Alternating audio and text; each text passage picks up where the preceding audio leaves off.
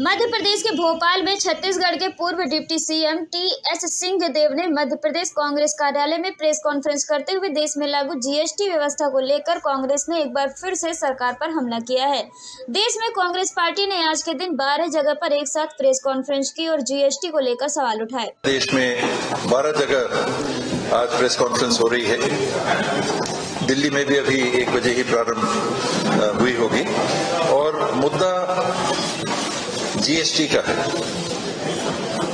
आज देश में जो स्थिति हम देख रहे हैं उसमें वन नेशन वन टैक्स के नाम पे जो व्यवस्था लागू की गई है वो अमीरों के द्वारा और अमीरों के लिए, of the rich, by the rich, for the rich. वास्तविक रूप में ये व्यवस्था हम इस स्वरूप में देख पा रहे हैं। आप देखेंगे कि देश में पहले डायरेक्ट टैक्स से जब राजस्व केंद्र सरकार को आता था तो मुख्य भाग सरकारों के राजस्व का इनकम टैक्स हुआ करता था। एक्साइज ड्यूटी थी, सेल्स टैक्स था जिसे बाद में वैट के रूप में हमने देखा, उससे भी वसूली हुआ करती थी। लेकिन कुछ आंकड़ों के माध्यम से मैं बताना चाहूंगा कि वर्तमान स्थिति क्या हो गई। ये of the rich, by the rich, for the rich क्यों कहा जा रहा है? मुझे भी आश्चर्य हुआ ये आंकड़ों को पुनः देखते हुए कि आज देश की 10% उच्चतम आय की आबादी जीएसटी के माध्यम से, आप एक अनुमान गेस करिए कितने प्रतिशत राजस्व का योगदान दे रही है। टीएस सिंहदेव ने कहा कि वन नेशन वन टैक्स के नाम पर लागू की गई जीएसटी व्यवस्था के आंकड़े बताते हैं कि सरकार ने ये व्यवस्था अमीरों के लिए लागू की है।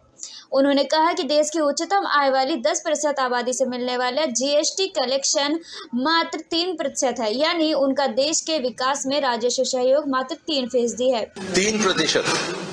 देश के सबसे अमीर 10% आबादी के नागरिक जीएसटी के माध्यम से देश में विकास के और अन्य कार्यों को अंजाम देने के लिए मात्र 3% की हिस्सेदारी अदा कर रहे हैं, जबकि देश की निचली 50% आबादी 64% जीएसटी में अपना योगदान दे रही है।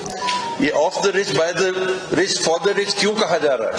कि जो टैक्स स्ट्रक्चर बना है और बार बार बात आती है कि अमीरी और गरीबी में अंतर बढ़ता जा रहा है, ये क्यों हो रहा है? जो ज्यादा अमीर हैं उनके ऊपर कर का भार तुलनात्मक कम दिख रहा है और जो तुलनात्मक कम आय के स्रोत अर्जित कर पाते हैं उनके ऊपर आय के स्रोतों की अदायगी का भार कहीं ज्यादा बढ़ रहा है। अर्थात उनके पास अपने परिवार को चलाने के लिए कम पैसे बच रहे हैं और जो ऊपर का वर्ग है उनके पास पैसे ज्यादा बच रहे हैं।